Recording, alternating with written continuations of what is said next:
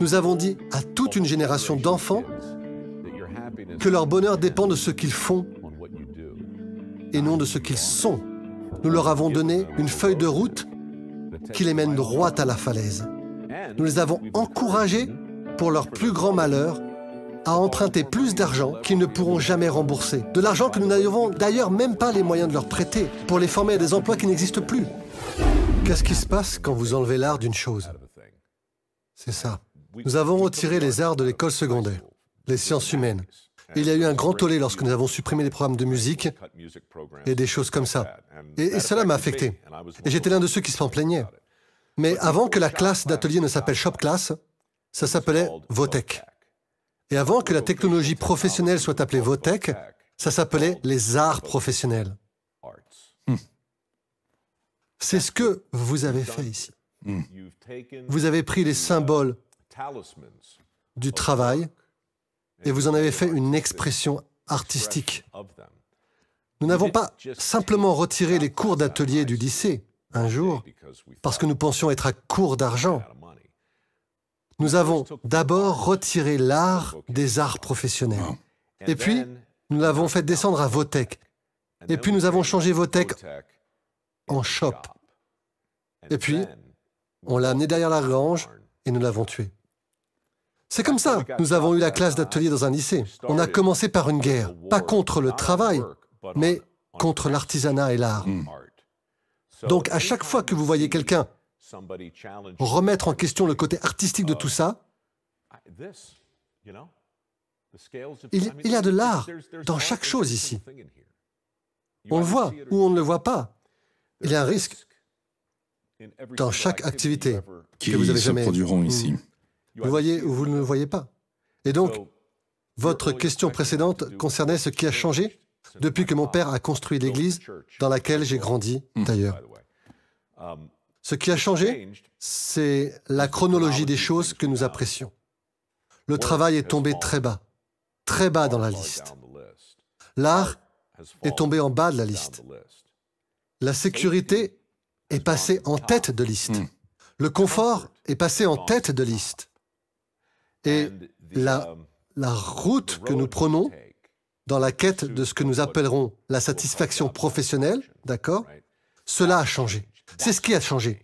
C'est un grand, je ne sais pas combien de temps il nous reste, mais c'est un grand changement. Très bien. Laissez-moi essayer de faire atterrir l'avion comme ceci. Il fut un temps où les gens qui étaient heureux dans leur travail ne commençaient pas leur quête du bonheur en essayant d'identifier la cause immédiate de leur épanouissement. En d'autres termes, ce que nous disons aux enfants aujourd'hui, c'est que si vous voulez être heureux dans votre travail, la première chose à faire est de vous asseoir et de réfléchir à ce que vous voulez faire. Et une fois que vous l'avez décidé, vous vous lancez dans un grand plan d'action. Et bien souvent, ce plan implique d'emprunter de l'argent que vous n'avez pas. Et puis vous allez à l'école pour obtenir tous les diplômes nécessaires.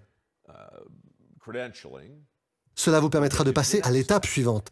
Et ainsi de suite. Et soudain, vous avez 27 ans. Et vous êtes sur la piste pour trouver le travail qui vous rendra heureux. Mais vous ne faites que vous heurter à des obstacles, les uns après les autres.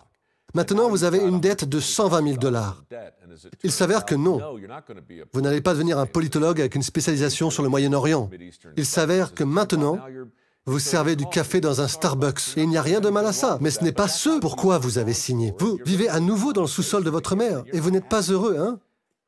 Vous n'êtes pas heureux parce que vous avez commencé avec ce but très spécifique.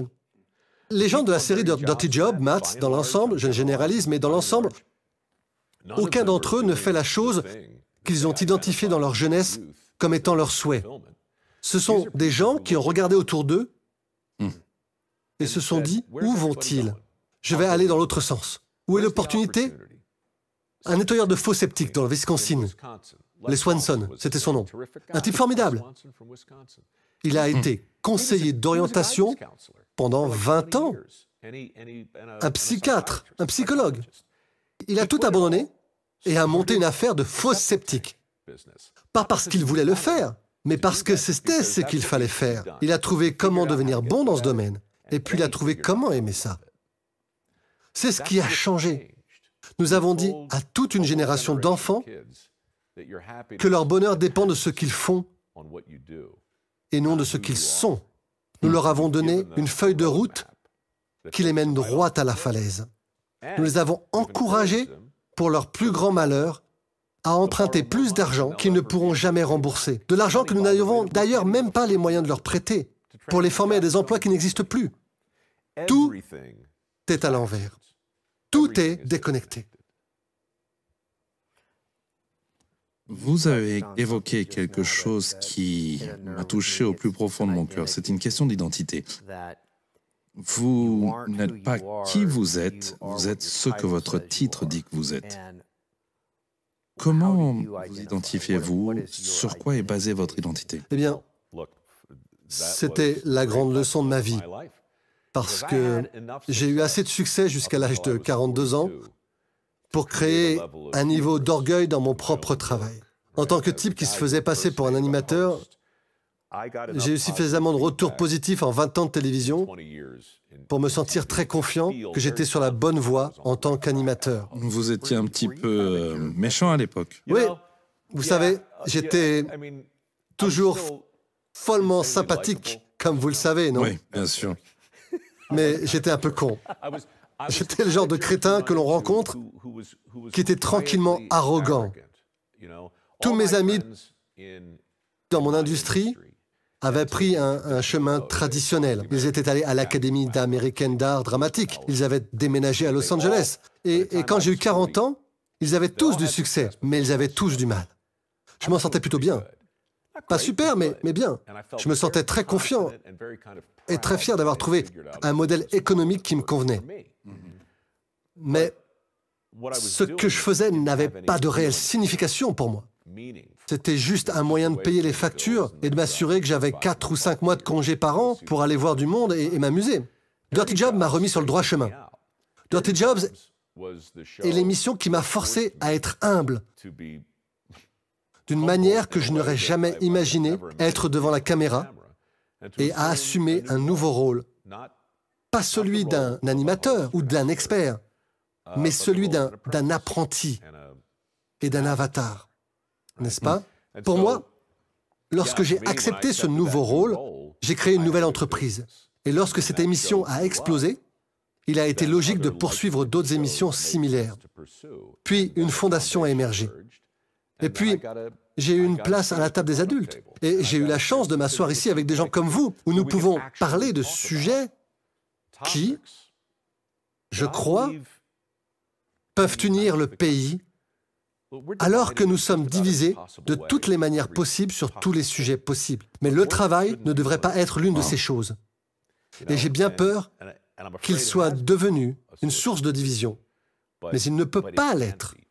On ne peut pas laisser le pays avoir des points de vue aussi divergents sur la définition d'un bon travail, sur le rôle du risque dans la vie, et de regarder s'il y a un côté positif, et il y en a un. Il y a plusieurs côtés positifs au virus corona, mais l'un d'eux est ce processus de clarification qui va nous forcer à penser différemment à ces grandes idées thématiques épiques.